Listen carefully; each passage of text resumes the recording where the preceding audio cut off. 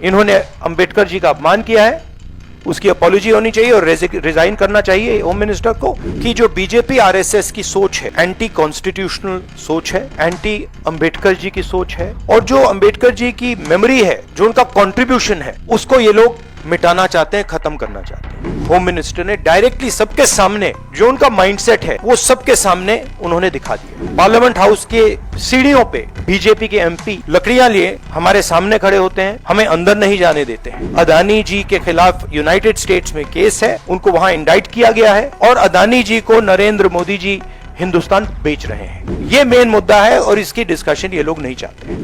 कल हमने press conference किया था, उसमें हम बहुत सी चीजें आपको उसकी इंफॉर्मेशन दी थी। आज और एक मुद्दा हमारे पास हमारे सामने आया है, जो आज की सरकार, खासकर ये जो प्रधानमंत्री जी और हमारे होम मिनिस्टर बयान जो दे रहे हैं डॉक्टर बाबा साहब अम्बेडकर के बारे में, वो बहुत ही दुखदायक है और बगैर फैक्ट्स देखे बिना वो प्रेस कॉन्फ्रेंस करके भी कल बोले हैं। पहले जांच तो करे अगर फैक्ट्स क्या है, उसके बाद आप नेहरू जी को गालियां दो, अंबेडकर को अपमानित करो। ये सब जो कर रहे हैं या जानबूझ के कर रहे हैं, या आपके पास कोई चीज, कोई सबूत नहीं है, वो बात कर रहे हैं। मैं आपको कहना चाहता हूं,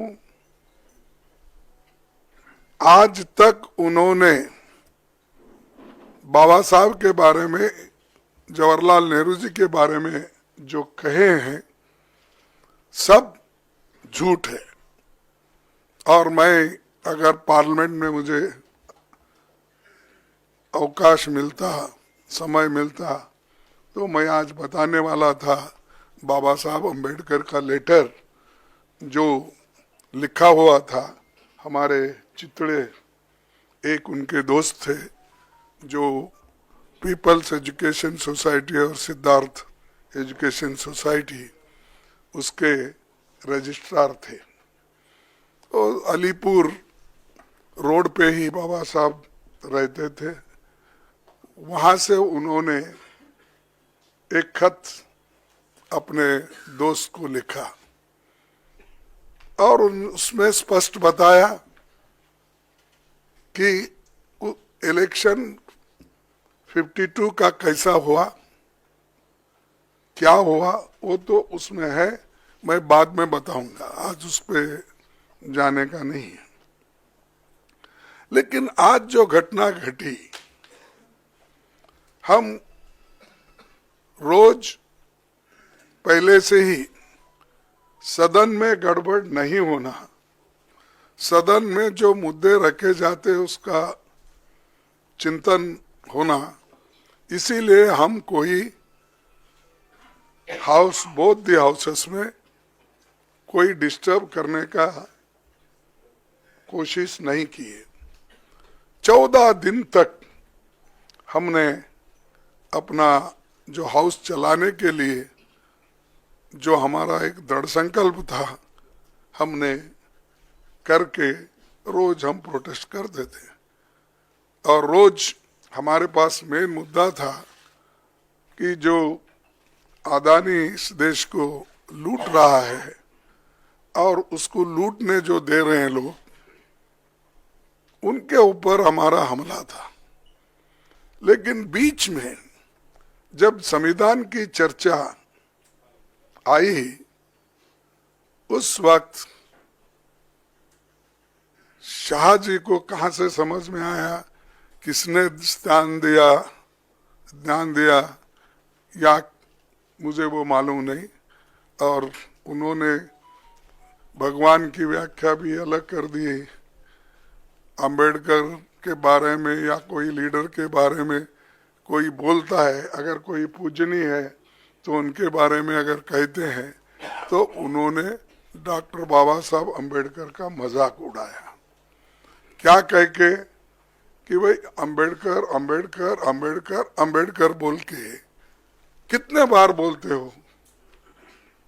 अगर इतना ही आप भगवान का नाम लेते तो आप 7 जन्म तक स्वर्ग में रहते।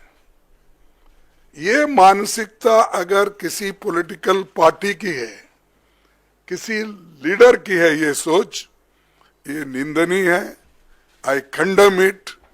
ऐसी चीज अगर देश को आप सिखाएंगे, ये भी आधुनिक युग में, नहीं तो ऐसा ही मैं भी कहूंगा कि उनके पास भी बहुत से लोग हैं, बगैर अब अदानी को पोर्ट, एयरपोर्ट, रोड, ये जमीन के ऊपर जमीन के नीचे जो कुछ है दे रहे हैं ना, वो सिर्फ रोज उसको बोलना चाहिए, भाई ये तू पैसा किसा कमाने का मत कर, रोज उठ के वहां जा, जो जगह मिली वहां पर सिर्फ नमस्ते करते ही बैठो, पैसे आ जाएंगे, खोदने की जरूरत नहीं।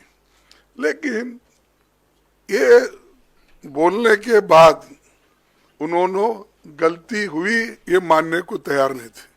और हमने भी आपसे कल यही कहा कि भाई जब वो मानना, वो हमारी जो डिमांड है कि रिसिग्नेशन देना चाहिए, नहीं है तो कम से कम हमारे प्रधानमंत्री जी उनको बर्खास्त करना चाहिए। लेकिन हमको मालूम हुआ वो बर्खास्त करने वाले नहीं है, इन्हों छोड़ने वाले नहीं। तो इसीलिए हमने ये मुद्दा जनता तक पहुंचाने के लिए सभी हमारे पार्टी के नेता राहुल गांधी जी, प्रियंका जी, पार्टी के सभी एमपीस और राज्यसभा के मेंबर सभी मिलके इस मुद्दे को हमने उठाया। हमने कहा जो शाह ने कहा ये गलत है, वो माफी मांगना चाहिए। आज सारे हिंदुस्तान में इसके बारे में प्रोटेस्ट हो रहे हैं, कई लोग, कई बच्चे मर रहे हैं, और ये इनका मंशा है कि इशू को डाइवर्ट करने के लिए वो दूसरे मुद्दे उठा रहे। आज हमारा प्रोटेस्ट था, हम बाबा साहब अंबेडकर के स्टैचू से, उनके मूर्ति से निकले और हम एक शांत तरीके से लाइन में हम आ रहे थे, लेकिन उनको क्या सूझा मुझे मालूम नहीं।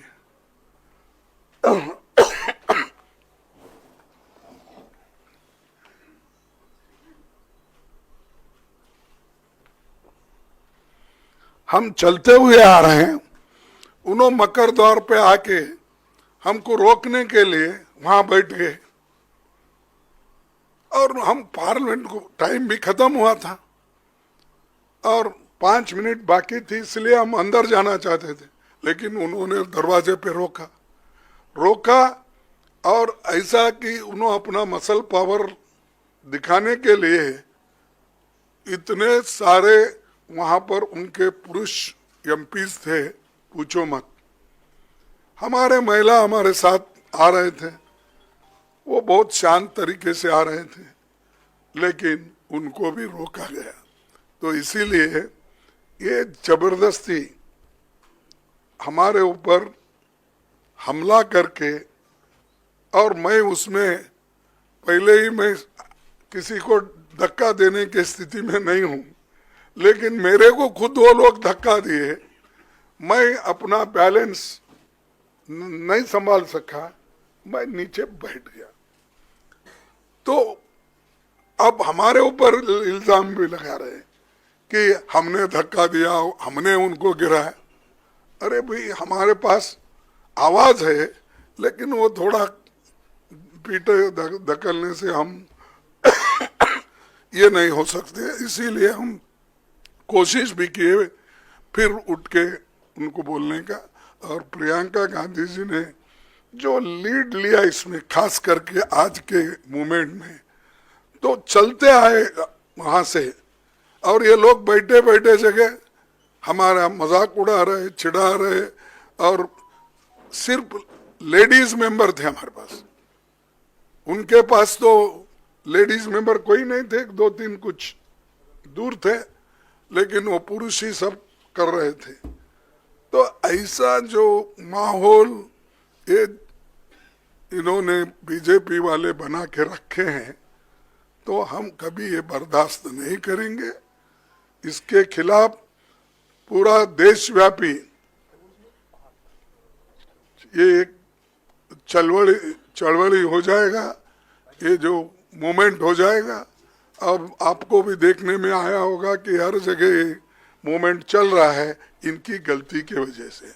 जो शांति के साथ सदन चल रहा था, उसको, उस सदन को भंग, यानी शांति को भंग करने का काम इन्होंने, सरकार ने, बीजेपी की सरकार ने की।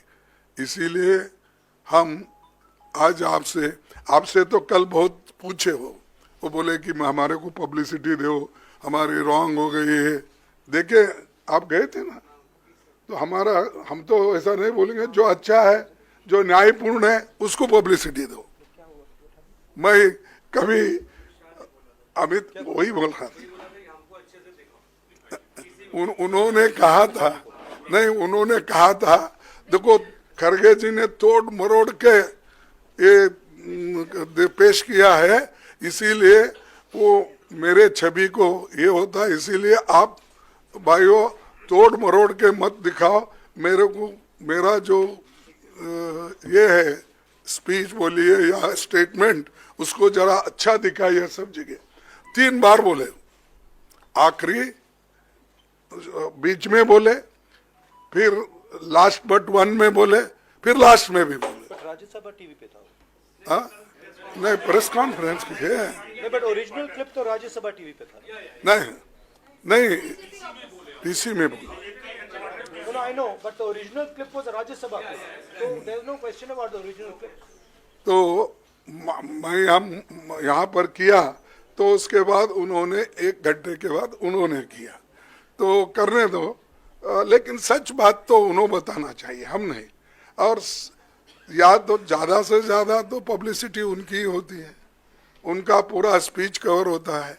इवन हम पॉइंट ऑफ ऑर्डर उठाए तो उसको उतना महत्व नहीं मिलता। फिर एक बार मैं वो कंट्रोवर्सी में जाना नहीं चाहता। तो इसीलिए हम जो कर रहे हैं, जनता के समस्याओं को लेके लड़ रहे हैं।